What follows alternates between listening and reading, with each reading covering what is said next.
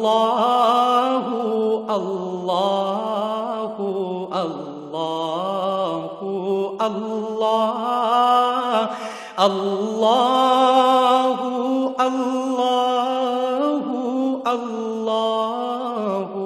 اللہ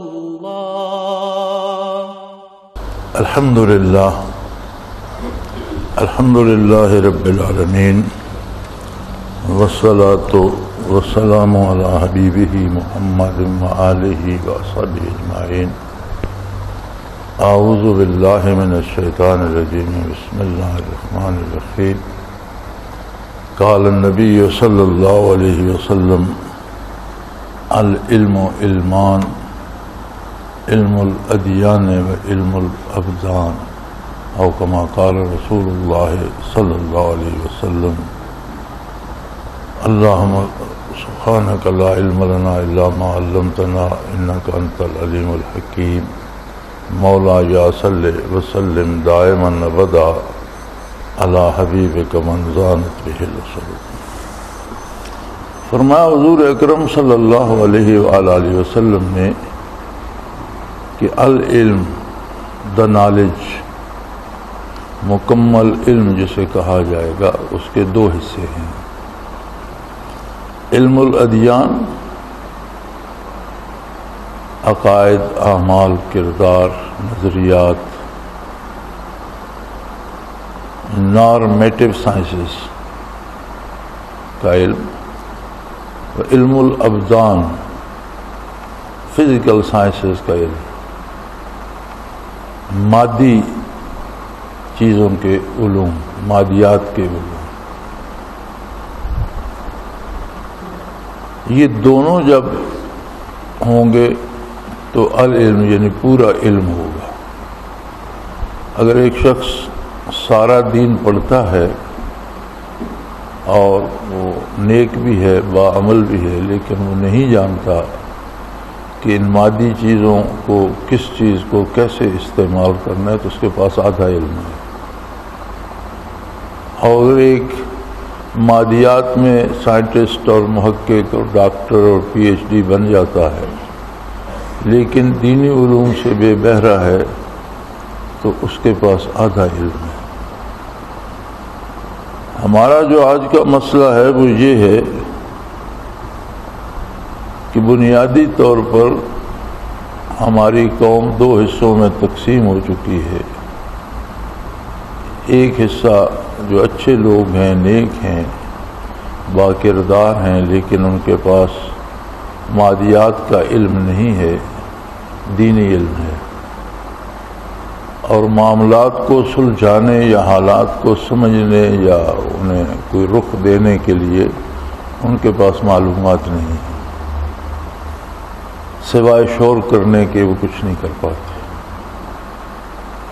دوسری طرف وہ لوگ ہیں جن کے پاس مادی علوم تو بہت ہیں، لیکن دین کے بنیادی عقائد سے بھی وہ واقف نہیں، بلکہ ایک حد تک دین سے ڈرے اور سہمے ہوئے ہیں کہ پتہ نہیں یہ کیا مصیبت ہے اور یہ کیا حشر ہوگا ہمارا۔ تو اس طرح سے ہوتا ہے۔ ہسپانیہ ایک دفعہ جب روبہ زوال ہوا اور معتمد کی حکومت تھی، عیش و عشرت کا زمانہ تھا، عیسائیوں نے بہت سا علاقہ چھین لیا اور مسلمانوں کا ناطقہ بند کر دیا، تو ایک مجاہد تنظیم تھی ہسپانیہ میں، اس نے سلطان یوسف بن تاشفین کو امداد کی دعوت دینے کا مشورہ دیا۔ تو جو امرائے سلطنت تھے، سلطان یوسف بن تاشفین افریقہ کی بربر قوم کے فرد تھے اور شمالی افریقہ کے حکمران تھے، اور بربر بہت جانباز سپاہی تھے مسلمان۔ ان کی اس جانثاری اور عیسائیوں کو جو پیر در پیر شکستیں ان سے ہوئیں، اس کی وجہ سے یہ عیسائیوں نے لفظ ایجاد کیا تھا بربریت، بے رحمی کے لیے جو آج ہم بھی استعمال کرتے ہیں، یہ دراصل ان پر طعن کرنے کے لیے، جہاں کوئی ظلم کرتا، زیادتی کرتا تو کہتے یہ بربریت ہے، جو آج بھی اردو میں استعمال ہوتا ہے۔ یہ ایجاد کیا گیا تھا بربر قوم سے نفرت پیدا کرنے کے لیے، بربر مسلمانوں سے نفرت پیدا کرنے کے لیے۔ تو جو امراء سلطنت تھے معتمد کے، ان سے جب سلطان نے معتمد نے مشورہ کیا تو انہوں نے کہا کہ وہ تو بڑی قدامت پسند اور قدیم خیالات کے لوگ ہیں، اور ان کا بادشاہ بھی کھدر پہنتا ہے اور محلے کی مسجد میں جا کر نماز پڑھاتا ہے، اور گلی میں لوگ اس کا دامن پکڑ کر کھڑے ہوتے ہیں، اور غیر مہذب لوگ ہیں۔ تو اگر وہ اسپانیہ میں آ جائیں گے تو ہمارے کلبوں میں اور ہمارے بیٹھنے کی جگہوں میں گھوڑے باندھیں گے اور ہماری تہذیب تباہ ہو جائے گی۔ لیکن بربر نہ صرف دینی علوم سے بہرہور تھے، دنیاوی علوم سے بھی بہرہور تھے، فن حرب و ضرب سے بھی واقف تھے، امور سلطنت و جہاں بانی کو بھی جانتے تھے، اور دینی علوم سے بھی بہرہور تھے۔ تو مجاہدین نے اپنے طور پر رابطہ کیا سلطان سے اور ساری صورتحال سامنے رکھی۔ تو سلطان نے اراکین سے مشورہ کرنے کے بعد اسپانیہ کے مسلمانوں کی مدد کرنے کا فیصلہ کیا۔ یہ ممکن نہیں ہے کہ ہمارے پاس فوجی طاقت ہو اور عیسائی مسلمانوں سے ریاست چھین لیں۔ غالباً جیسا مجھے یاد پڑتا ہے، الفانسو نام تھا عیسائی بادشاہ کا، اور اس نے آگے بڑھ کر معتمد کو ایک قلعے میں بند کر لیا اور قلعے کا محاصرہ کر لیا۔ اب اگر وہاں معتمد کو شکست ہوتی تو ہسپانیہ اس روز عیسائیوں کی گود میں چلا جاتا۔ سلطان یوسف بن تاشفین نے تیاری کی، ان کا ایک ہی بیٹا تھا، وہ سخت علیل ہو گیا، اور ان سے عرض کی گئی کہ شہزادے کے بچنے کی امید نہیں ہے اور آپ سمندر پار جانا چاہ رہے ہیں۔ تو انہوں نے فرمایا کہ ہر ایک کی موت کا وقت معین ہے، میں رک جاؤں گا تو موت نہیں ٹلے گی، اور چلا جاؤں گا تو میری حاضری کی وجہ سے نہیں آئے گی، اسے اپنے وقت پہ آنا ہے، لیکن مجھے میرا فرض پکار رہا ہے، میرے پاس طاقت ہے، میرے پاس فوج ہے، میرے پاس سلطنت ہے، اور اسلامی سرزمین کفر کے نرغے میں ہے۔ جب آپ بحری جہازوں کا ملاحظہ فرمانے کے لیے سمندر پہ تشریف لے گئے، بہت بڑی لہر سمندر سے آئی اور لوگ کنارے کی طرف بھاگے، لیکن سلطان کھڑا رہا، اور بہت زور سے لہر آئی، لوگوں کے اوپر سے پانی گزر گیا، پھر پانی واپس چلا گیا، تو سلطان انہی قدموں پہ کھڑے تھے۔ تو عرض کی گئی کہ آپ نے اپنے تحفظ کے لیے پیچھے ہٹنا چاہیے تھا۔ آپ کو فرمایا کہ میں نے دعا کی تھی کہ اگر میرا ارادہ غلط ہے اور میں کسی ذاتی خواہش یا کسی دولت کے لالچ یا کسی وجہ سے جا رہا ہوں تو میرا غرق دریا ہونا بہتر ہے، اور اگر میں خلوص نیت سے جہاد کے لیے نکلا ہوں تو پھر سمندر میرا کیا بگاڑے گا۔ چنانچہ لہر آئی اور چلی گئی۔ سلطان نے اپنی فوج جہازوں میں سوار کی اور اسپانیہ جالندر انداز ہوئے، اور جب الفانسو اس قلعے کا محاصرہ کر چکا تھا تب یوسف بن تاشفین رحمۃ اللہ علیہ کی افواج پہنچ گئی۔ اب یہ تہذیبوں کا جھگڑا اور دین سے دوری جو ہے اور بے دینی کو تہذیب سمجھنا یہ بہت بڑی بیماری ہے. جس طرح آج ہم میں روشن خیالی کے نام سے گھسی بیٹھی ہے، یہی حالت وہاں تھی کہ وہ ہسپانوی مسلمان خود کو حکمران اور حکومت روشن خیال سمجھتے تھے، اور یوسف بن تاشفین رحمۃ اللہ علیہ اور ان کے ہمراہیوں کو قدامت پسند. تو ان کا جملہ یہ بڑا تاریخ میں معروف ہے کہ یہ ہمارے قلبوں میں گھوڑے باندھ دیں گے، انہیں استبل بنا دیں گے. چنانچہ جب سلطان وہاں وارد ہوا تو الفانسو نے معتمد سے بات کی، قاصد، کہ بھئی یہ تو بڑے جاہل قسم کے لوگ ہیں اور یہ تمہاری سلطنت بھی تاراج کر دیں گے، اگر تم ہمارے ساتھ شامل ہو جاؤ تو دونوں مل کر انہیں شکست دیتے ہیں، تو اس کے بعد ہم واپس چلے جائیں گے، تم اپنی سلطنت اپنے پاس رکھو، آپس میں صلح کر لیتے ہیں. چنانچہ معتمد کی اور الفانسو کی صلح ہو گئی. تو جب سلطان کا لشکر صفارا ہوا تو الفانسو اور معتمد مل کر حملہ آور ہو گئے، جن کی مدد کے لیے آئے تھے.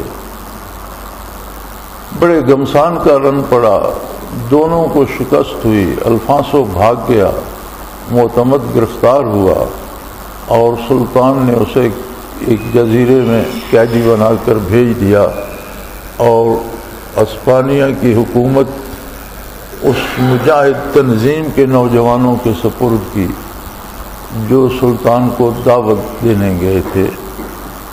اور اس کے بعد سے 400 سال تک پھر ہسپانیہ مسلمانوں کے زیر نگین رہا. تو میں بات کر رہا تھا علم کی کہ مکمل مسلمان وہی ہے یا اس کا مکمل علم تب بھی ہوتا ہے جب وہ دینی ضروریات سے، فرائض سے، عقائد سے، ضروریات دین سے بھی واقف ہو اور امور دنیا کو اور دنیا کے پیچ و خم کو بھی سمجھتا ہو.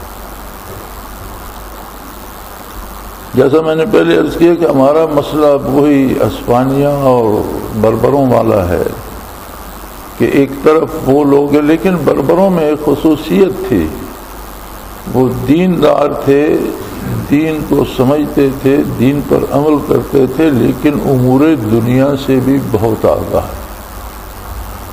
اور یہ فن حرب کا کمال تھا کہ ایک محدود لشکر، اب کتنا لشکر وہ لے کر آئے ہوں گے، چونکہ وہ تو معتمد کی مدد کرنے کے لیے تشریف لائے تھے، لیکن جب میدان کارزار میں اترے تو معتمد سے بھی اور الفانسو سے بھی، دونوں بادشاہوں سے مقابلہ کرنا پڑا. لیکن وہ فن حرب و ضرب میں اس قدر ماہر تھے کہ دونوں کو شکست دی اور الفانسو کو اسپانیہ سے نکال دیا اور معتمد کو قید کر لیا اور فرمایا کہ تم مسلمانوں کی سربراہی کے اہل نہیں ہو.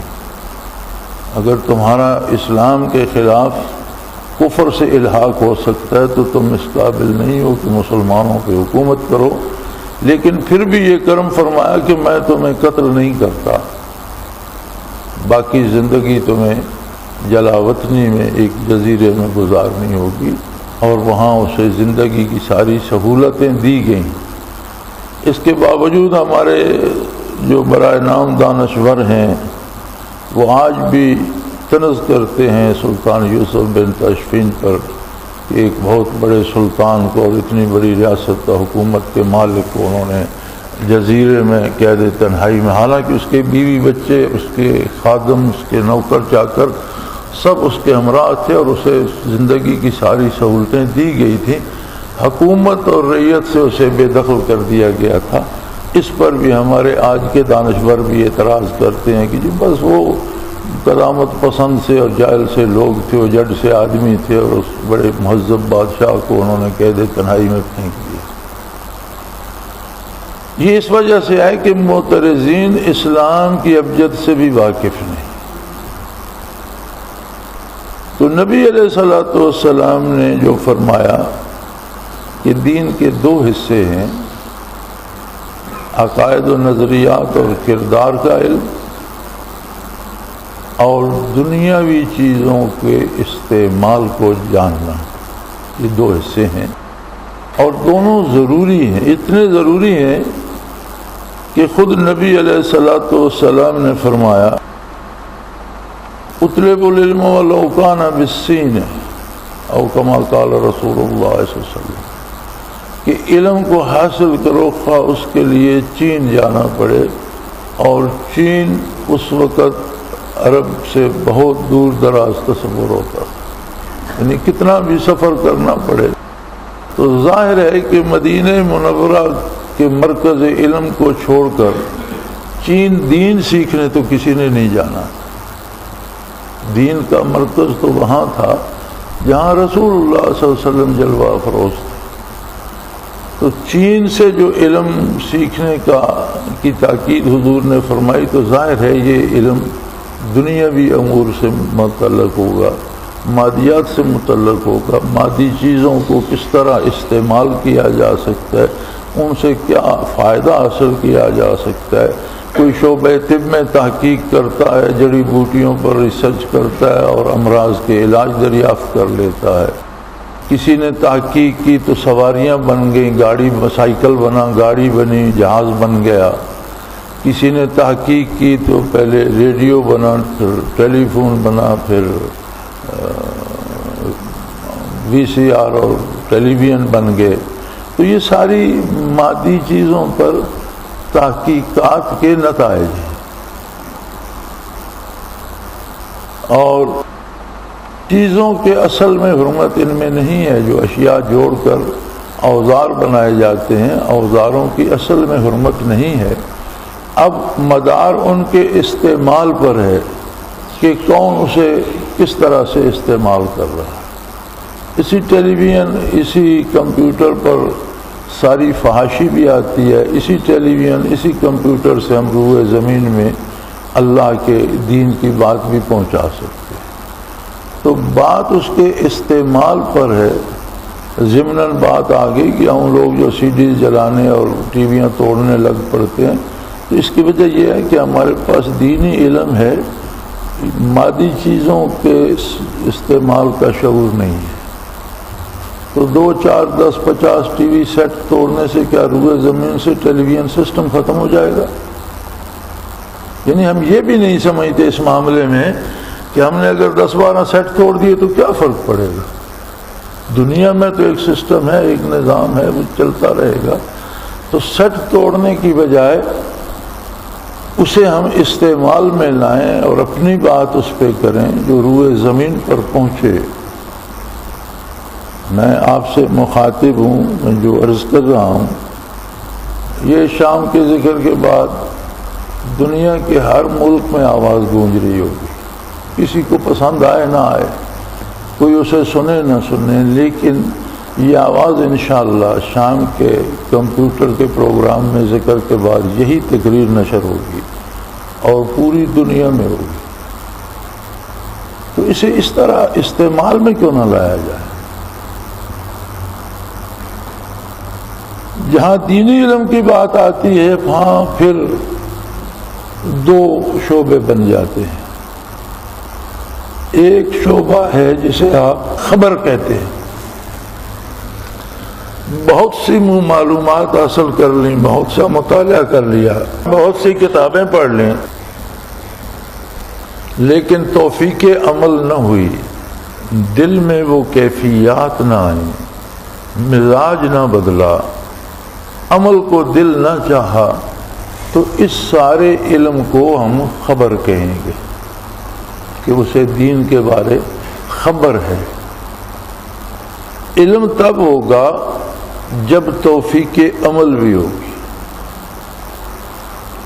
عقائد کے بارے جو جانتا ہے اس کی طرح اس کے عقیدہ صحیح ہو جائے، اور علم کے بارے جو جانتا ہے اس پر عمل نصیب ہو جائے.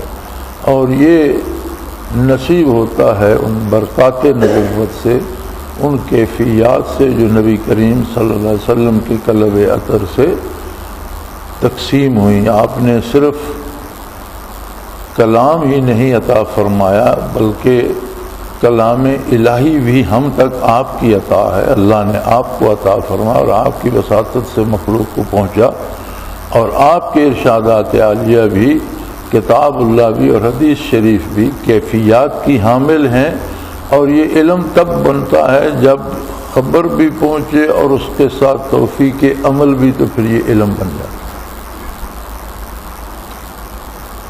اور اگر یہ بھی ہو، خبر بھی ہو، توفیق عمل بھی ہو اور یہ علم بن جائے، لیکن مادی چیزوں کو کے استعمال کا شعور نہ ہو، تو حضور فرماتے ہیں یہ آدھا علم ہے۔ الحمدللہ اس سے بندے کا عمل سدھر جائے، اس کی نجات ہو جائے، بہت بڑی کامیابی ہے۔ وَمَنْ زُحْزِحَ عَنِ النَّارِ وَدَخَلَ الْجَنَّةَ فَقَدْ فَازَ، جو آگ سے، جہنم سے بچ گیا، اس کی نجات ہو گئی، کامیاب ہو گیا۔ لیکن حقیقی کامیابی یہ ہے کہ وہ علوم دنیا سے بھی آگاہ ہو اور دنیاوی اور مادی چیزوں کو بھی نوع انسانی کی بہتری کے لیے استعمال کر سکے۔ اور الحمدللہ بر صغیر پر جو بلا شرکت غیر مسلمانوں نے 700 سال حکومت کی، اس میں کمال یہی تھا کہ آپ کو اس پورے 700 سالہ عہد میں ایک جیسے مدارس اور جامعات نظر آتی ہیں۔ جامع عربی میں کہتے ہیں اس ادارے کو جس میں دنیا کے سارے علوم پڑھائے جاتے ہیں، اور انگریزی میں اسے یونیورسٹی کہتے ہیں۔ اب تو ہم نے جامع کو آسان کر لیا نا، جس مسجد میں جمعہ پڑھایا جاتا ہے اسے ہم جامع کہہ دیتے ہیں اور وہی جامع مسجد ہو جاتی ہے۔ جامع یونیورسٹی کو کہتے ہیں۔ ہر مسجد جامع مسجد ہے، ہر مسجد میں جمعہ ہوتا ہے۔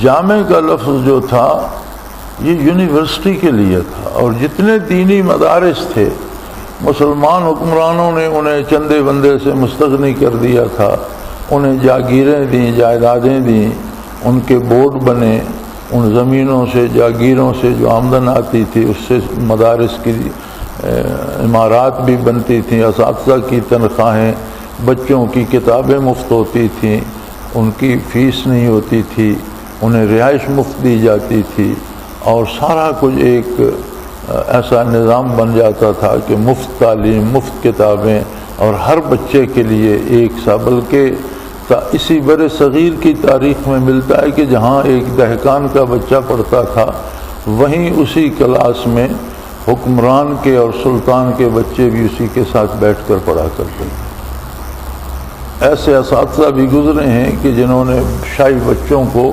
محل میں جا کر پڑھانے سے انکار کر دیا تھا اور فرمایا تھا کہ انہیں مدارس میں بھیجا جائے۔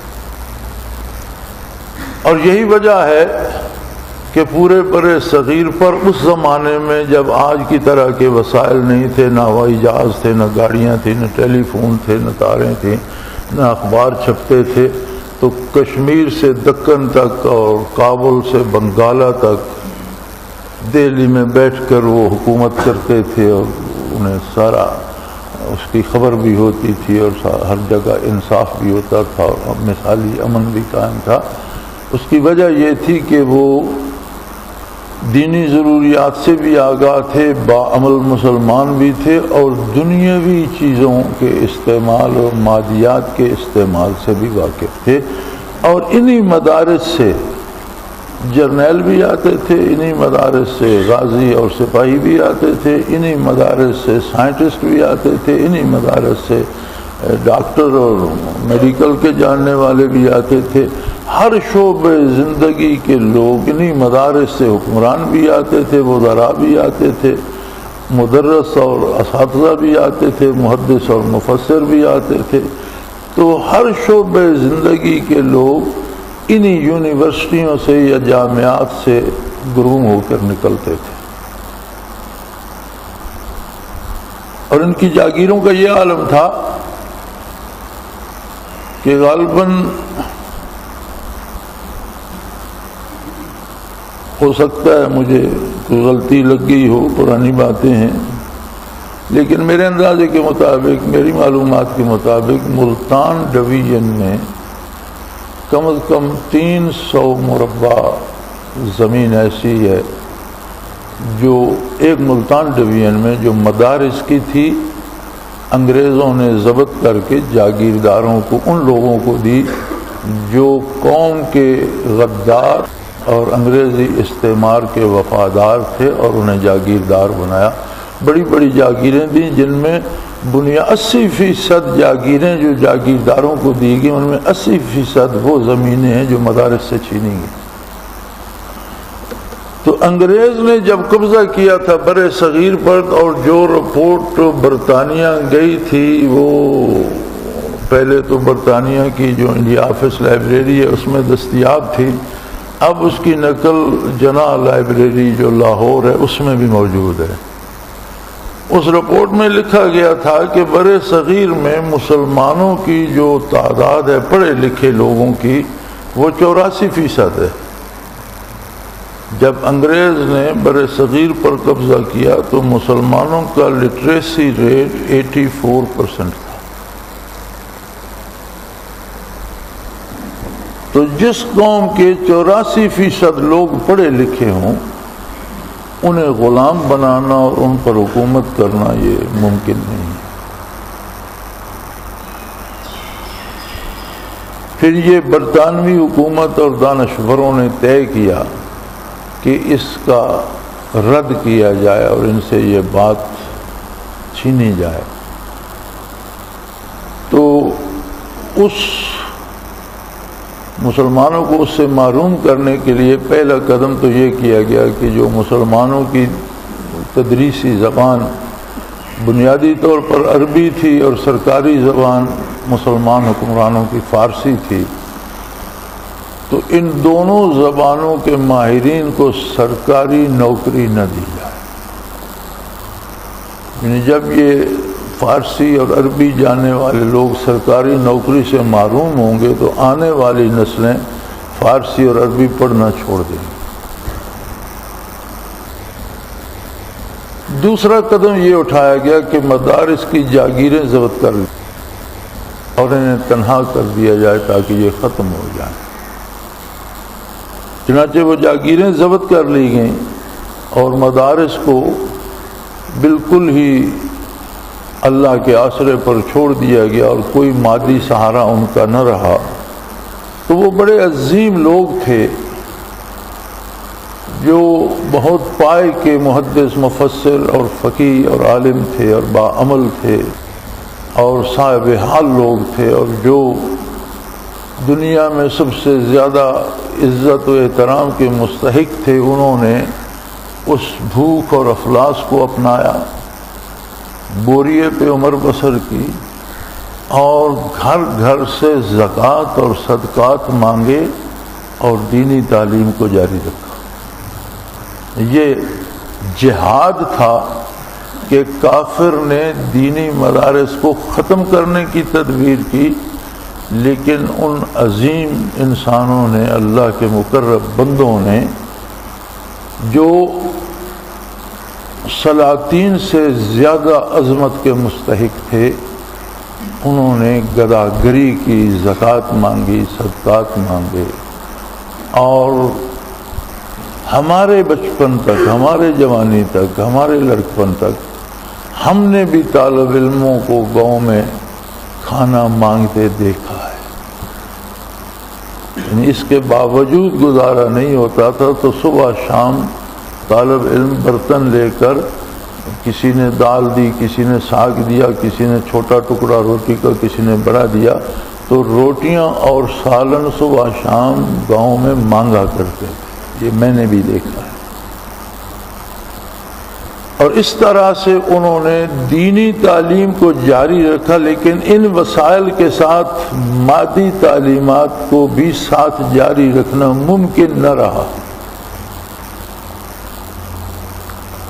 تو اہل حق نے بڑے مجاہدے سے حفظ قرآن اور دینی تعلیمات حدیث کے اسباق، فقہ کے اسباق، دوسرے مضامین، منطق، نحو وغیرہ، یہ سارا نظام جاری رکھا 150 سال کے دور انحطاط میں، لیکن یہ ان کے بس سے باہر تھا کہ جو دنیاوی علوم دیے جاتے تھے اور ہمارے مدارس، جامعات تھے، یونیورسٹیاں تھیں، وہ سٹیٹس برقرار نہ رہ سکا، چنانچہ دینی علوم کا شعبہ چھوٹ گیا۔ اور اس پہ بہت بڑا اس کا بھی اثر پڑا کہ اگر دنیاوی علوم کو عربی فارسی میں پڑھ کے آتا تھا پھر بھی اسے کہیں کوئی جاب نہیں ملتی تھی، کوئی نوکری نہیں ملتی تھی۔ تو بہرحال یہ ان کا، اللہ نے ان حضرات سے یہ خدمت لی، یہ دین کی خدمت، دین کا کام، اور یہ جہاد تھا، اور وہ لوگ اس قابل تھے کہ ان پر ہمیشہ اللہ رحمت نازل فرمائے، اور ہر مسلمان ان کے لیے دعا۔ اب حق یہ بنتا تھا کہ جب ملک آزاد ہو گیا تو یہ طریقہ بدل جاتا۔ میں ذرا اس کو درمیان سے چھوڑنا نہیں چاہتا۔ تیسرا قدم جو انہوں نے اٹھایا، پہلا یہ تھا کہ عربی فارسی والے کو نوکری نہ دی جائے، تبھی یہ محاورہ بنا تھا کہ پڑھیں فارسی بیچیں تیل، یہ اب تک استعمال ہوتا ہے اردو میں، کہ پڑھیں فارسی بیچیں تیل، کے بڑے بڑے فاضل لوگ جو تھے وہ اس بات پہ آگے کہ سڑک پہ بیٹھ کر تیل بیچا کریں، انہیں کوئی جاب نہیں ملتی تھی۔ دوسرا یہ کیا کہ مدارس کو بالکل ہی کنگال کر دیا۔ تیسرا انہوں نے اپنا نصاب تعلیم بنایا جو آج بھی ہمارے ہاں رائج ہے۔ یہ اس زمانے میں لارڈ میکالے ہوتے تھے واسرائے، انہوں نے ترتیب دیا تھا انگریزوں کی پوری مشاورت سے، اور علم کا مقصد بدل دیا تھا۔ علم کا مقصد ہوتا تھا تحقیق و تدقیق اور چیزوں کو سمجھنے کا شعور۔ دینی علم کا مقصد ہوتا تھا کہ عقائد و نظریات، اعمال اور کردار میں کہاں اللہ کی پسند ہے اور کہاں سے شیطان کی دخل اندازی شروع ہو جاتی ہے، اس پہ تحقیق، یا بدلتے ہوئے حالات کے ساتھ دینی احکام کو کس طرح منطبق کیا جائے، جسے آپ اجتہاد کہتے ہیں، اور جو آج بھی روز شور ہوتا ہے کہ اجتہاد کیا جائے۔ تو یہ ایک بڑی، اجتہاد کا منکر نہیں ہوں میں، اور نہ کوئی عالم انکار کر سکتا ہے، لیکن اجتہاد یہ نہیں ہے کہ آپ دین کو بدل دیں۔ اجتہاد یہ ہے کہ جو نئی صورتحال پیش آتی ہے اس سے دین کے مطابق کس طرح سے اس پر ہم عمل پیرا ہو سکتے ہیں، اور اس کی اصل کتاب اللہ اور سنت رسول اور سلف صالحین ہی ہوں گے۔ لیکن اجتہاد صرف دین میں نہیں، دنیا میں اجتہاد سب سے زیادہ ضروری ہے کہ نئی نئی ایجاد۔ دنیا میں اجتہاد کیا ہے؟ اگر ہم دانے گندم کے گرم کر کے اس پہ بھٹی پہ بھون کر کھا لیں تو پیٹ تو بھر جاتا ہے، آٹا بنا کر، روٹی بنا کر کھا لیں تو سب سے بہتر ہے۔ یہ پھر اس کے مختلف کھانے بنانے، اور کہیں ڈبل روٹی بن رہی ہے، کہیں خاص قسم کی بن رہی ہے، کہیں وہ اس کے شوگر کے بغیر بن رہی ہے، وہ اور رنگ کی ہے، کہیں وہ سفید رنگ کی ہے، اس میں سارے اجزاء شامل ہیں، ایک براؤن آ جاتی ہے اس میں شوگر کے اجزاء کم ہیں، وہ مریضوں کے لیے۔ تو یہ ساری، یہ کیا ہے؟ یہی اجتہاد ہے، تحقیقات ہیں کہ کس طرح سے کون سی چیز کس بات کو مستفید۔ اجتہاد کا مطلب ہوتا ہے کہ نئی چیزیں دریافت کرنا اور حالات کے مطابق انہیں استعمال کرنا۔ تو جہاں زیادہ اجتہاد کی ضرورت ہے وہ تو کاٹ ہی دیا گیا امور دنیا کو، اور دین میں اجتہاد اس کا نام رکھا گیا کہ اب نیا تماشا دیکھیں جی، اسمبلی اجتہاد کرے، خواہ انہیں خود وضو کا طریقہ بھی یاد نہ ہو، دینی مسائل میں اجتہاد کریں گے اس لیے کہ وہ اسمبلی میں بیٹھے۔ تو اجتہاد سے مراد ہے کہ نئے حالات کے مطابق مسائل کو کس طرح سے آسانی سے ان پر عمل پیرا ہوا جا سکتا ہے۔ تو لارڈ میکالے کی تعلیم جو تھی جو تعلیم اس سے پہلے برِ صغیر میں مسلمانوں کی تھی وہ سپاہی سے لے کر جرنیل تک پیدا کرتی تھی. ڈاکٹر، طبیب، سائنٹسٹ، ہر شعبہ زندگی کے لوگ، ادیب، دانشور، شعراء، مورخ اور جغرافیہ دان اسی سے آتے تھے. لارڈ میکالے کی تعلیم نے تعلیمی معیار بہت پست کر دیا اور تعلیم کا مقصد بدل دیا. تعلیم کا مقصد ہو گیا روزگار. تعلیم کا مقصد کیا تھا؟ تحقیق، اجتہاد. لارڈ میکالے کے نصاب نے ہمیں کیا دیا؟ نوکری اور روزگار. یعنی تعلیم کا معیار یہ تھا کہ بچے پڑھ لکھ کر دفتری کل پرزوں کا کام دیں، کلرک بن جائیں، ہیڈ کلرک بن جائیں، جمعدار بن جائیں، صوبیدار بن جائیں اور گھر چلے جائیں. تحقیق و تدقیق کا انہیں خیال تک نہ ہے. تب سے لے کر اب تک ہم اسی میں گرفتار ہیں اور ہم اس لیے بچوں کو پڑھاتے ہیں کہ یہ بی اے کر جائے گا، ایم اے کر جائے گا، اسے نوکری اچھی مل جائے گی. ہم نے یہ سوچنا بھی چھوڑ دیا ہے کہ یہ پڑھ لکھ کر ایک سمجھدار مسلمان بچہ بن جائے گا اور حالات کو سمجھنے کی اس میں استعداد آ جائے گی. کوئی ایم اے پڑھ کر پی ایچ ڈی کر کے بھی اگر ہل چلاتا رہے، بھیڑ بکریاں چراتا رہے تو کوئی جرم نہیں ہے، لیکن اس میں وہ شعور ہو کہ وہ اپنے زمانے اور اپنے دور کے لوگوں کو اور نوع انسانی کو کوئی بہتر چیز دے سکے. یعنی تعلیم کا مقصد تحقیق ہونا چاہیے، جو بالکل یعنی ایک تو تعلیم کا معیار بہت گر گیا اور دوسرا مقصد بدل دیا گیا. تب سے لے کر اب تک ہمارے ہاں شور ہوتا ہے جی اتنے بی اے بے روزگار ہیں، اتنے ایم اے بے روزگار ہیں، انہیں نوکری نہیں ملتی. کیوں بے روزگار ہیں؟ کیا بی اے اور ایم اے مزدوری نہیں کر سکتا؟ کیا بی اے اور ایم اے کرنے کا یہ مطلب ہے کہ وہ ایک ٹوکری میں 10 ڈبیاں سگریٹ رکھ کے بھی دن کو بس کے اڈے پہ کھڑا رہے تو شام کو 15، 20، 50 روپے لے ہی آئے گا؟ بی ایم اے ہونے کا یہ مطلب نہیں کہ وہ معذور ہو گیا یا اسے برقع پہنا دو، اسے کسی آفس کی سپرنٹینڈنٹ کی جاب ملے یا کہیں کوئی اچھا عہدہ ملے تو وہ کرے گا، نہیں تو وہ بیکار ہے بیٹھا ہے. یہ مقصد صرف یہیں برِ صغیر میں ہے. یورپ میں تو ہم نے ایم اے اور پی ایچ ڈی لوگوں کو بھی ریل گاڑی میں بوٹ پالش کرتے دیکھا ہے. تعلیم پوچھو تو وہ کہتے ہیں میں ایم اے ہوں، میں گریجویٹ ہوں، تو یہ جوتے کیوں پالش کرو؟ فی الحال میرے پاس اور کوئی جاب نہیں ہے تو اس سے اپنے پیسے پیدا کر لے. کہ وہاں تعلیم کا مقصد روزگار نہیں ہے، تحقیق ہے. لیکن ہمیں انہوں نے اس مقصد سے ہٹا کر تعلیم کا مقصد روزگار بنا دیا.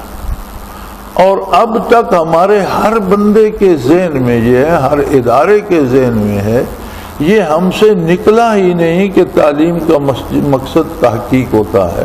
ہم اب بھی یہی سمجھتے ہیں کہ بچہ پڑھ لکھ جائے، اسے نوکری اچھی مل جائے گی. حالانکہ نوکری مقصد نہیں ہے. مقصد یہ ہے کہ پڑھ لکھ جائے اور اپنے عہد کو، اپنے دور کو، اپنے زمانے کی انسانیت کو کیا بہتر چیز ڈیلیور کر سکتا ہے. کوئی تحقیق کر سکتا ہے، کوئی جڑی بوٹیوں پہ تحقیق کر کے کوئی دوا ایجاد کر سکتا ہے، کوئی کل پرزوں پہ تحقیق کر کے کوئی آسانی سے آرام سے بہتر گاڑی بنا سکتا ہے، اچھا ریڈیو بنا سکتا ہے، اچھا کم خرچ ٹیلی فون بنا سکتا ہے. اور اس طرح کی جو ایجادات ہیں ان میں اور بہتری انہیں ریفائن کر سکتا ہے، سستا کر سکتا ہے. اس میں ایسا مٹیریل استعمال کر سکتے ہیں کہ عام آدمی کے بھی کام آئے اور وہ سستا ہو جائے. تو بہت سی چیزیں ہیں جو تعلیم سے تعلق رکھتی ہیں. لیکن ہم جب سے بھٹکے تب سے اب تک یہ بات ہمیں کسی نے بتائی ہے. اصل ہمارے ساتھ ایک اور بھی جو حادثہ ہوا وہ یہ تھا کہ ہمیں آزادی ایک سیاسی جدوجہد، خاص لوگوں کی سوچ، یا اگر سچ کہا جائے تو بے شمار کالونیاں جو انگریز کے زیر نگی تھیں، نوآبادیاتی نظام تھا، اس کی کمر توڑنے کا سبب ہٹلر تھا. غیر مسلم تھا لیکن نوآبادیاتی نظام کی اس نے کمر توڑ کے رکھ دی. اور انگریز صرف بر صغیر سے نہیں، افریقہ سے، دوسرے ملکوں سے، جہاں جہاں اس کی نوآبادیاں تھیں وہاں سے واپس بھاگنے پر مجبور ہو گیا.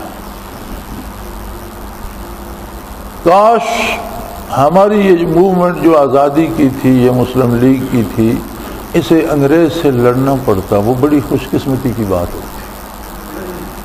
ہم شہید ہوتے، ہم کافروں کو قتل کرتے، ہم اسے دھکیل کر سمندر میں پھینکتے، ہمیں آزادی کا شعور ہوتا اور ہم سمجھتے ہم آزاد ہو گئے. ہمیں یہ آزادی اس طرح ملی جس طرح طوطے کو پنجرے میں رکھ کر کھلایا پلایا جاتا ہے، اسے عادی کر لیا جاتا ہے اس قید کا، پھر اس کا پنجرا کھول دیا جاتا ہے، وہ اڑتا بھی ہے، چلتا پھرتا بھی ہے، واپس پنجرے میں آ جاتا ہے. تو ہمیں وہ آزادی ملی جو اب بھی آج بھی ریموٹ کنٹرول غلامی ہے. ایک زمانہ تھا کہ ملک چھینے جاتے، زمینوں پہ قبضہ کیا جاتا، وسائل پہ، اور لوگوں کو غلام بنایا جاتا. اب گھر بیٹھ کر، دور بیٹھ کر کسی ملک کے وسائل پہ قبضہ کیا جا سکتا ہے اور ریموٹ کنٹرول سے اسے غلام بنایا جا سکتا ہے. جیسا اب ہم لڑائیاں بھی لڑ رہے ہیں تو ہمیں پتہ نہیں کیوں لڑ رہے ہیں، کس کو مار رہے ہیں، یہ ہمیں نہیں پتا، ہمیں بس لڑایا جا رہا ہے، ہم لڑ رہے ہیں، ہمیں حکم ہے مارو، ہم مار رہے ہیں. یہ نہیں پتا باپ بیٹے کو مار رہا ہے یا بیٹا باپ کو مار رہا ہے. ہمیں یہ سوچنے کی فرصت ہی نہیں ہے. ایک جہاز آتا ہے، بمبارڈمنٹ کر کے چلا جاتا ہے، اس کا پائلٹ بھی بمبارڈمنٹ کرنے والا بھی، دونوں لا الہ الا اللہ محمد رسول اللہ. جو نیچے مر رہے ہیں وہ بھی نماز نیت کے کھڑے ہیں اور مساجد میں بیٹھے ہیں، وہ بھی مر رہے ہیں. نہ انہیں پتہ ہے یہ ہمیں کیوں مار رہا ہے، نہ اسے پتہ ہے میں انہیں کیوں مار رہا ہوں. بس وہ ریموٹ کنٹرول کسی کے ہاتھ میں ہے، وہ چلا رہا ہے، ہم چل رہے ہیں. یہ کون سی آزادی ہے؟ اگر یہ آزادی ہمیں اس طرح نہ ملی ہوتی، ہمیں ان اقوام سے لڑنا پڑتا، ہم نے جہاد کیا ہوتا، ہم یوسف بن تشفین کے نقش قدم پہ چلے ہوتے، ہم نے انہیں دھکیل کر سمندر میں پھینکا ہوتا، تو ہم میں ایک جرأت بھی آتی اور ان سے، کفر سے اور کافرانہ طاقتوں سے نفرت کا ایک جذبہ بھی آتا. امریکہ بھی ایک غیر مسلم طاقت ہے، برطانیہ بھی ایک غیر مسلم طاقت ہے. برطانیہ امریکہ پہ بھی قابض تھا، کینیڈا پہ بھی قابض تھا. وہاں سے بھی انہیں نکالا گیا اور امریکہ نے لڑ کر آزادی حاصل کی. ابراہیم لنکن وہ پہلا شخص تھا، امریکہ کا پہلا صدر، جس نے یہ تحریک شروع کی اور یہ جنگ شروع کی اور انگریزوں کو بنو کے شمشیر ملک سے نکالا. اس جنگ کا اثر آج بھی وہاں آپ دیکھیں تو یہ ہوا کہ انہیں انگریز سے بھی اور انگریزی سے بھی نفرت ہو گئی. انہوں نے انگریزی زبان کے سپیلنگ تک بدل دی ہیں. باقی باتوں کو آپ چھوڑ دیں. بجلی کے بٹن ہم نیچے دباتے ہیں، آن ہو جاتے ہیں، بتی جلتی ہے. امریکہ میں نیچے نہیں، بٹن اوپر آن ہوتا ہے، نیچے آف ہوتا ہے. انہوں نے ہر چیز الٹ دی. انگریزوں کا گیلن کا پیمانہ اور ہے، امریکہ میں گیلن کا پیمانہ اور ہے. وہ امریکن گیلن ہے، یہ رائل گیلن ہے. دونوں کی اس میں کوانٹٹی میں فرق ہے. انگریز جوتے کا تسمہ سیدھے باندھتے ہیں اس طرح، انہوں نے زگ زیگ ایکس بنا کر تسمہ الٹ دیا. جس طرح انگریز باندھتے ہیں اس طرح نہیں باندھا جائے گا. انگریز تنگ پتلون پہنتے تھے، انہوں نے ایک شلوار نما کھلی سی پتلون میں. یعنی کپڑے، جوتے سے لے کر چیزوں کے استعمال تک انگریز 220 وولٹ کی بجلی پہ سارا سامان چلاتے ہیں، انہوں نے 110 کر دیا. امریکہ میں آپ کو کوئی خاص شہر میں ایک آدھ دکان مل جائے، نیو یارک جیسے شہر میں جہاں 220 وولٹ کا کوئی مل جائے، ورنہ پورے امریکہ میں 110 وولٹ بجلی استعمال ہوتی ہے. ساری مشینیں، ساری مشینری 110 پہ چلتی. ہر چیز انہوں نے بدل دی، الٹ کر دی. اس لیے کہ انہوں نے جانیں دی تھی، جانیں لی تھیں، لڑے تھے. ہمیں یہ خیرات میں مل گئی آزادی، ہم اب بھی انگریز جیسا بننے پہ فخر کرتے ہیں. ہمارے دل میں نفرت نہیں آئی، بلکہ جس طرح خیرات دینے والے کی عظمت دل پہ چھائی رہتی ہے، اس طرح کی عظمت ہمارے دلوں پہ چھائی. اس لیے ہم یہ سوچ ہی نہیں سکے کہ اس بدکار نے تو ہمارے تعلیم کا مقصد ہی بدل دیا تھا، اب یہ چلا گیا تو اب تو ہم اپنا مقصد درست کریں۔ اور میں معذرت چاہوں گا، یہ بڑی تلخ حقیقت ہے کہ پاکستان بننے سے پہلے انگریز کی عملداری میں اللہ کے بندوں نے جہاد کیا مدارس کو چلانے کے لیے، لیکن جب اسلامی حکومت بن گئی تھی تو مدارس کا حق نہیں بنتا تھا کہ وہ زکوٰۃ صدقات لیتے۔ پھر ان کا مطالبہ ہونا چاہیے تھا کہ ملکی بجٹ جو ہے اس میں ہمارا حصہ ہونا چاہیے، اور جو بجٹ تھا ملک کا اس میں سے دینی اداروں کا حصہ بھی جاتا، اور دینی ادارے اپنی پہلی حیثیت بحال کرتے، پھر انہیں جامعات بناتے، یونیورسٹیز بناتے، پھر ان میں سائنس اور ٹیکنالوجی بھی پڑھائی جاتی، فقہ اور تفسیر اور حدیث بھی پڑھائی جاتی، اور سائنس اور ٹیکنالوجی بھی پڑھائی جاتی، تاکہ پھر وہاں سے اللہ کے بندے مجاہد بن کر نکلتے، جو دینی علوم سے بھی جن کے سینے منور ہوتے، اور جو دنیا کے میدان عمل میں بھی اپنا نام پیدا کرتے۔ لیکن افسوس اس بات پر ہے کہ ہمارے علماء کو شاید اس پہ لذت آ گئی کہ کروڑوں کے چندے، کروڑوں کے فنڈ، کروڑوں کی زکوٰۃ اور صدقات مل جاتے ہیں جس پر کوئی چیک نہیں ہے، تو چلو اسی کو چلائے رکھو اور موج میلہ کیے جاؤ۔ اس موج میلے کا حساب تو پائی پائی کا ہوگا، میرا بھی، آپ کا بھی، علماء کا بھی، پڑھنے والوں کا بھی، وہ تو اب وقت آ رہا ہے، یقیناً ہوگا۔ اللہ معاف کرے سب کو، ہم تو معافی کی آرزو کر سکتے ہیں، ہم بھی ان میں سے ایک ہیں، لیکن سوال یہ ہے کہ ہم نے امت کو، اس آزاد مملکت کو اور اس آزاد ریاست کو ہمارے دینی نظام نے کیا دیا؟ کتنے ڈاکٹر، کتنے سائنٹسٹ، کتنے مجاہد، کتنے جرنیل، کتنے تاجر، کتنے کاروباری لوگ، کتنے ادیب، کتنے دانشور، کتنے شاعر، کیا دیا دینی مدارس نے؟ اور کیوں نہیں دیا؟ اس لیے نہیں دیا کہ آدھے علم پر اکتفا کر کے بیٹھ گئے۔ وہ جو آدھا ڈیڑھ صدی چلا وہ ان مجاہدین نے چلایا، اور ان کی مجبوری تھی، اور انہوں نے جو زکوٰۃ بھی مانگی وہ جہاد کیا۔ لیکن جب آپ اپنا ملک آپ کے پاس آ گیا تھا تو پھر کیا دین زکوٰۃ پر چلنا چاہیے؟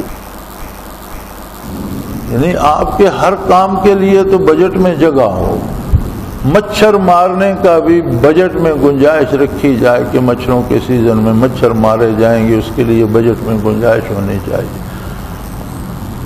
لیکن دین سکھانے کے لیے بجٹ میں کوئی گنجائش نہیں، اس کے لیے زکوٰۃ مانگو۔ اور اس بات کو ان عظیم انسانوں کے جو بعد میں گدی نشین بن گئے، جانشین بنے، وہ نہ سمجھ سکے۔ اسی لیے علامہ نے کہا تھا کہ زاغوں کے تصرف میں عقابوں کے نشے میں، کہ جہاں کبھی شاہین ہوا کرتے تھے ان گھونسلوں میں اب کبے آ گئے، زاغوں کے تصرف میں عقابوں کے نشے میں۔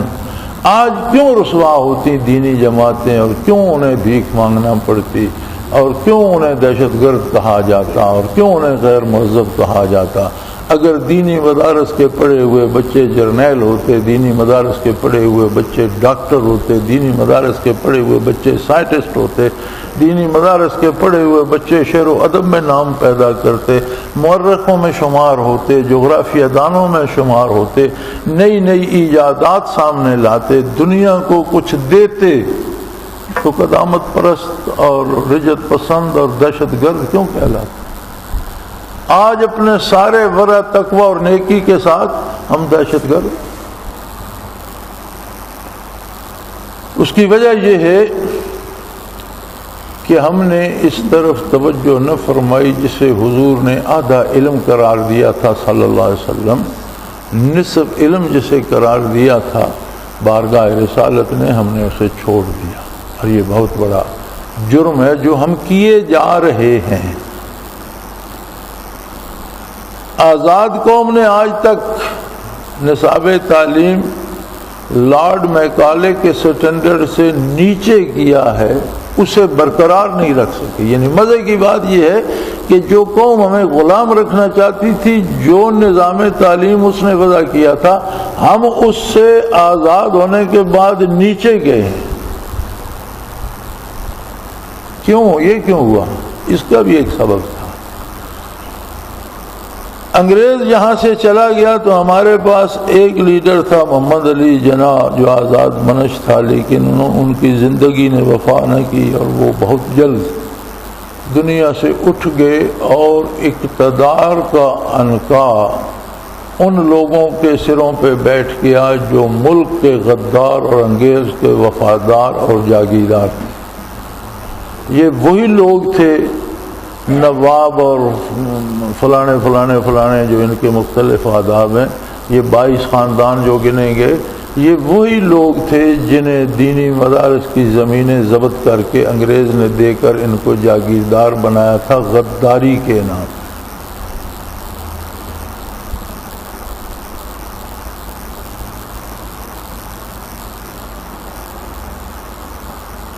ہمارے بڑے بڑے سیاستدان جو ہیں، ایک بہت بڑے سیاستدان کے والد جو تھے، انہوں نے اس زمانے میں 1000 مجاہدین مخبری کر کے انگریزوں سے پکڑوائے تھے، جس کے صلے میں انہیں 500 مربع ملے تھے اور وہ جاگیردار بن گئے تھے. آج بھی ان کی نسل ہم پر مسلط ہے اور وہ بڑے سیاستدان ہیں. نام لوں تو آپ سب جانتے ہیں، لیکن کیا فائدہ نام لینے کا؟ کوئی ایک ہو تو اس کا نام لیا جائے، تقریباً سارے ہی اسی قبیل سے ہیں. تو ہم غلاموں کی غلامی میں آ گئے. یعنی پہلے تو ہم انگریز کے غلام تھے نا، انگریز کے جانے کے بعد اس کے غلاموں کی غلامی میں آ گئے. تو تعلیم کا جو معیار انگریز نے بنایا تھا، اس نے اپنی جرأت کے مقابلے بنایا تھا کہ مجھ سے کم تر رہیں. جو انگریز کے غلام تھے انہیں ضرورت پیش آئی کہ اسے اور کمزور کیا جائے، تاکہ میں تو اس معیار کا بندہ نہیں ہوں جس کا انگریز تھا، تو یہ میری غلامی بھی مان لیں. لہذا ہمارے نظام تعلیم کو اور پیچھے کر دیا گیا. حق تو یہ تھا کہ اسے اوپر لے جایا جاتا، اور جہاں سے انگریز نے ہم سے چھینا تھا اس سے بہتر انداز میں اور گزشتہ 150 سال کی کمی دور کر کے ہمارا کوئی بچہ میٹرک بھی کرتا تو وہ ایک آزاد منش مسلمان ہوتا، اسے دینی شعور بھی ہوتا، دنیاوی شعور بھی ہوتا. کوئی ایم اے کرتا، گریجویشن کرتا، پی ایچ ڈی کرتا تو وہ ایک محقق بنتا، زمانے میں اس کا نام ہوتا، وہ کوئی کام کرتا. ہم ایک ڈاکٹر قدیر، وہ بھی باہر جا کر بنا، اور یہاں ہم لائے تو ایک پورا انقلاب آ گیا، کیونکہ پورے ملک میں ایک آدمی تھا، اس کے ساتھ یہی ہونا چاہیے تھا. اگر بچہ ڈاکٹر قدیر بن گیا ہوتا تو کتنوں کو لوگ قید کرتے، کتنوں کو رسوا کرتے، کس کس کو پکڑتے. دنیا ہمیں کہاں روکتی، ہم کہاں سے کہاں چلے گئے. تو میری گزارش تعلیمی اداروں سے بھی، اور خاص طور پر ان اداروں سے جو سرکاری نہیں ہے، کم از کم وہ تو کر سکتے ہیں کہ تعلیم کا مقصد بچوں کو بتائیں کہ تعلیم کا مقصد نوکری نہیں، تحقیق ہے. چیزوں کو سمجھنا، جاننا اور ان سے انسانیت کو مستفید کرنا ہے. آج بھی اگر کچھ ادارے بھی اس بات کو سمجھ جائیں تو شاید ہم آنے والے وقت کے لیے کچھ اچھے لوگ قوم کو دے سکیں، اچھے سپاہی، اچھے حکمران، اچھے آفیسر، اچھے ڈاکٹر، اچھے صاحب علم ہم دے سکیں. لیکن افسوس یہ ہے کہ ہمارا معیار تعلیم اس سے بھی نیچے چلا گیا. کہاں لٹریسی ریٹ 84% کا، اور کہاں اب حکومت بڑے فخر سے کہتی ہے جی ہمارے 27% لوگ پڑھے لکھے، اور پڑھے لکھوں میں ہر وہ شخص شمار کیا جاتا ہے جو انگوٹھا نہیں لگاتا، ٹیڑھا میڑھا اپنا نام لکھ لیتا ہے، اسے پڑھا لکھا شمار کیا جاتا ہے. تب جا کر ہمارا 26-27% بنتا ہے. اگر پڑھے لکھے کا معیار صرف میٹرک رکھ لیا جائے تو ہم 6-7% پہ آ جائیں گے. اور اگر گریجویشن یا ماسٹر رکھ لیا جائے تو اس سے بھی نیچے چلے جائیں گے. تو چونکہ پڑھے لکھے کا معیار اب ہمارے ہاں یہ رکھا گیا ہے کہ جو نام لکھ لیتا ہے وہ پڑھا لکھا ہے، تو اس سارے کو شمار کر کے 26-27% بنتا ہے. تو یاد رکھیں حصول علم فرض ہے اور فرائض کا جاننا فرض ہے، واجبات کا جاننا واجب ہے. پھر علم دو حصوں میں ہے، دینی احکام کو، دین کو سمجھنا، دنیاوی امور اور دنیاوی چیزوں کو جاننا اور تحقیق کرنا. اور علم کا مقصد روزگار نہیں، تحقیق ہے، راہ متعین کرنا ہے اور عالم انسانیت کو بہتر سے بہتر زندگی کی سہولتیں میسر کرنا، بہتر سے بہتر عدل و انصاف فراہم کرنا، بہتر سے بہتر آرام دہ چیزیں، علاج معالجہ، رسل و رسائل اور کسی بھی شعبے میں بہتری پیدا کرنا، یہ تعلیم کا مقصد ہے. تعلیم کا مقصد نوکری نہیں ہے. اور ہم نے ان پڑھوں کو بھی اس ملک میں بادشاہی کرتے دیکھا ہے. اور اب بھی آپ کی اسمبلی میں ایسے لوگ موجود ہیں جنہوں نے BA کی ڈگریاں خریدی ہیں. آج بھی آپ کے کتنے MNAs ایسے ہیں جنہوں نے BA کی ڈگریاں جعلی خریدی ہیں. تو وہ بھی تو آخر حکومت کر رہے ہیں، حکومت کا حصہ ہے. شاید ان میں بعض وزراء بھی ہوں.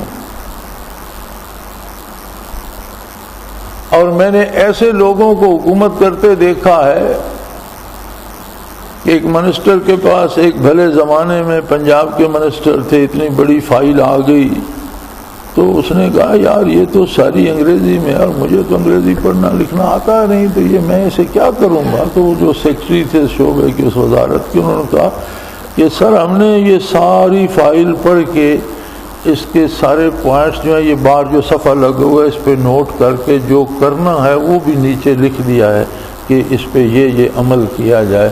آپ اس پہ صرف سین لکھ دیں کہ میں نے دیکھ لی اور نیچے دستخط کر دیں تو کام ختم. اب اس اللہ کے بندے کو یہ شعور بھی نہیں تھا کہ سین اس نے SEEN سین مجھے کہا، اس نے اردو کا سین لکھ کر نیچے دستخط کر. وہ جو سین شین سواد زاد ہوتا ہے نا، یہ واقعہ ہے پنجاب گورنمنٹ کا.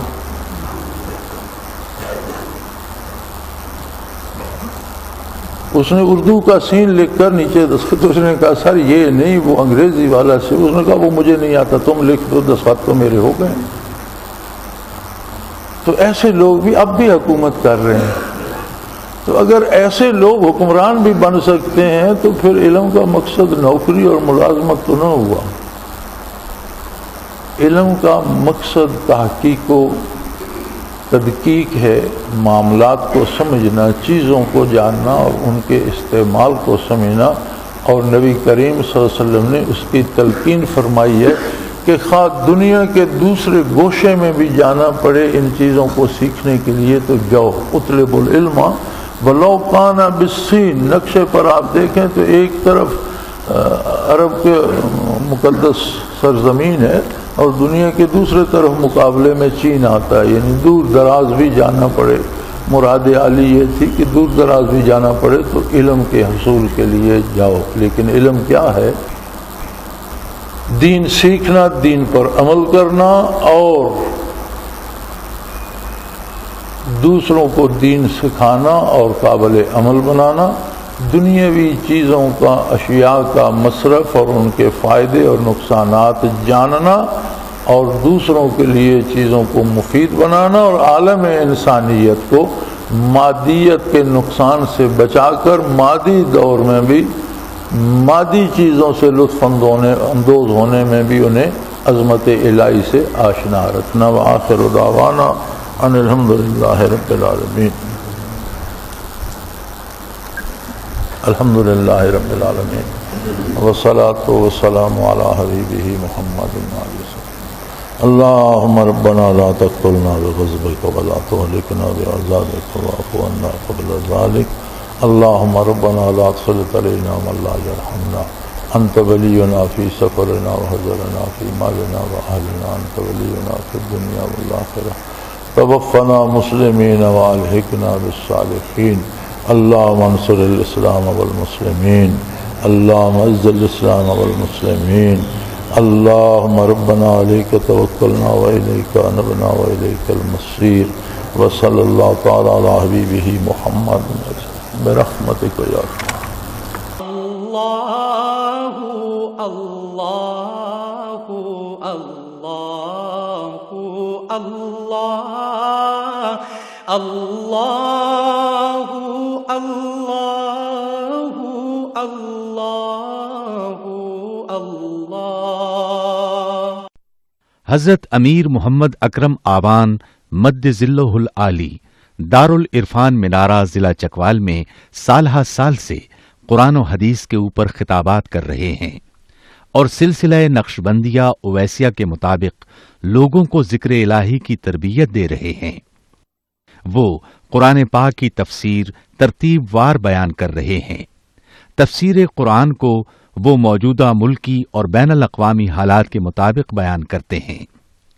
موٹر وے سے کلر کہار کے انٹرچینج سے نکلتے ہوئے کلر کہار کی جھیل سے ہوتے ہوئے میانی، بوچھال اور نور پور سے گزرتے ہوئے دارالعرفان منارہ پہنچ سکتے ہیں.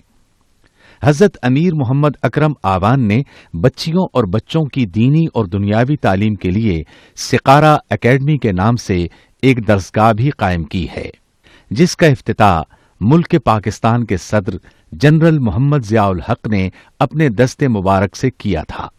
وہ تمام احباب جو اسلام کی طلب رکھتے ہیں ان سے گزارش ہے کہ دارالعرفان منارہ ضلع چکوال میں امیر محمد اکرم آوان صاحب کے خطابات سے مستفید ہوں. وہ ہر جمعے کو نماز سے پہلے بیان فرماتے ہیں. ہر ماہ کی پہلی اتوار کو ماہانہ اجتماع ہوتا ہے جس میں آپ خصوصی خطاب فرماتے ہیں اور پاکستان کے چاروں صوبوں سے احباب اس اجتماع میں شرکت کرتے ہیں. اس کے علاوہ یہاں سال میں 2 مرکزی اجتماعات بھی ہوتے ہیں. ایک رمضان المبارک میں اعتکاف کا اجتماع اور دوسرا جولائی اور اگست میں 40 دن کا اجتماع ہوتا ہے جس میں روحانی تربیت کی جاتی ہے. اپنا خون سیماب دے کر اتنا ہم کر جائیں گے، نام آقا کا چمن میں پھر رقم کر جائیں گے.